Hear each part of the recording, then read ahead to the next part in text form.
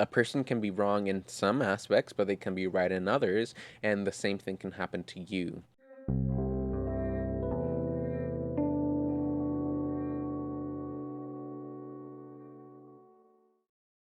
All right. Hello, hello, hello, and welcome to Mercury Rising.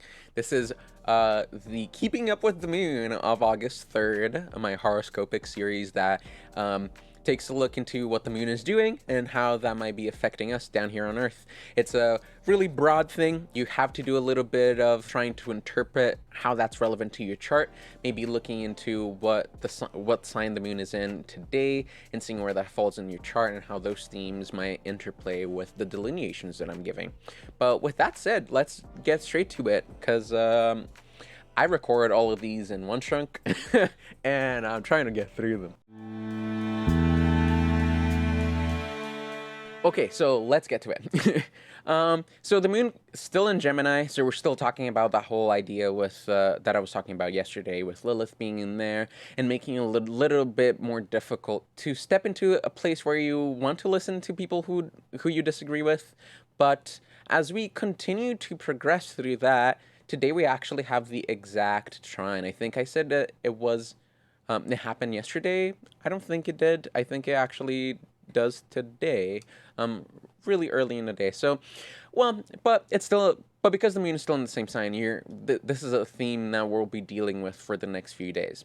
But the completion of the aspect makes it a little bit different, because then Saturn's help is a lot more tangible than otherwise. One thing that I said yesterday is really step into the Aquarius energy of trying to stand out from the norm, but do so by actually listening to other people, because the norm is not to listen to people these days. But with that said, one thing that I haven't talked too much about was actually Venus. The moon is square to Venus as well, as we're going through all of this. And the square is a little bit of a tense aspect, but it creates tension in ways that sometimes are productive.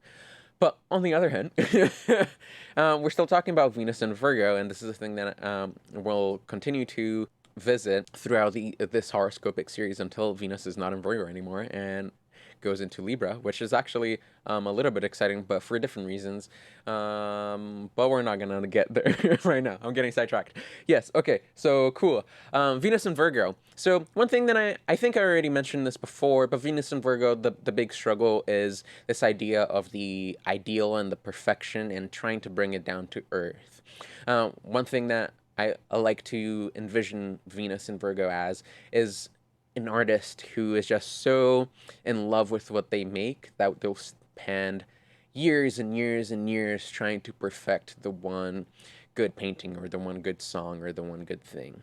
And the square to the moon in Gemini, and as we're talking about this idea of the moon in Gemini really being shedding a light on these opposing truths and these opposing views and how they're like really struggling to come to terms with one another, to really find that middle ground where you find the ultimate truth. Because I'm a big believer that the truth is always in the middle, and I think someone smarter than I said that at some point, and I'm just copying what they said. If you were the smart person, please let me know, and I'll credit you for saying that. So with the moon doing all of this, Venus doing all of this, the challenge here is really looking into the state of that perfection, and that's the thing that we started doing in Taurus when we were in that trine to Venus, and we're really trying to get rid of the excess material things that don't really serve that big or that grand of a purpose in your life. After we've done that, we're still in the waning cycle. We're still throwing things away. I think what we're throwing away now is the views from the other side that don't serve you, if you're willing to listen to them. But this is where it gets tricky. I think you probably already noticed that because if the goal is to meet in the middle and to find that, for you to have to do that by paying attention to what the other's saying and really looking into the things that are wrong, it will be really, really hard to find that middle ground, because we're so quick to just jump into the mode of being, oh, this is wrong, this what you said is wrong, so everything that you said is wrong. And I think the real challenge of today and of probably the next few days is to really coming to terms that sometimes a person can be wrong in some aspects, but they can be right in others, and the same thing can happen to you. So I think, especially with Venus in Virgo, an Earth sign, and the Moon in Gemini, which an air sign, we're really trying to find that middle ground between the air, which is the intellect, thoughts, ideas, the conversations and discussions and debates, with the Earth of Virgo, which is really how to take those mental concepts to down to earth in a way that we can actually use them. What we can really take from today then is learning how to take a step back, having those discussions, facing your adversaries or the people that you don't think know what they're talking about, and really like diving deep into that their rhetoric and the things that you agree and the things that you disagree with, but also taking the time to be alone afterwards and really digest all that's been said and all that's been discussed. Because one of the big things that Virgo is really good at is this idea of digesting what's in the mind and putting it into something concrete.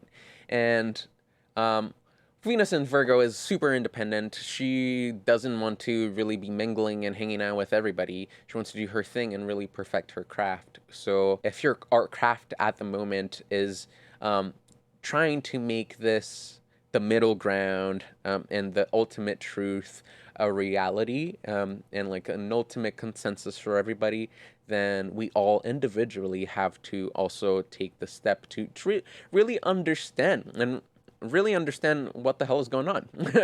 So just sitting down and writing your ideas and writing down what you think, and really just going into that automatic writing meditative mindset, you might find some rather interesting things about all of the events that might be just going on. So yes, I think that this continues to be the theme, and tomorrow I'm pretty sure that the moon will be also leaving Gemini as well. So it shouldn't last too long. So really take it easy, take advantage of the tension from the square, and like take a step back from it and try to have like a bird's eye view almost. I think with Aquarius too. Aquarius is really good at doing that, having the bird's eye view and the cold perspective of Saturn to really just be like, what is actually the best course of action for the greater good of everybody. So yeah, do some thinking, reflect, digest. Know that Venus will still be in Virgo for a little while, so try to be a little bit patient with others, especially those who might also be disagreeing with you. So with that said, I think we covered pretty much everything for today. So with that, I will see you tomorrow. I'd like to take this moment to thank and credit my teachers and people who have influenced me throughout my studies. These are also people who I may quote from time to time. Vadius Fallons, Dimitra George, Patrick Watson, Firmicus Maternus, Dorotheus, Lisa Shime, Austin Koppa, Kelly Surtees, Gemini Brett, Samuel Reynolds, Hermes, T. Susan Chang, Mel Moline, Chris Brennan, Saint Expedite, Gordon White, Connor Habib, and Eric L. Arnenson.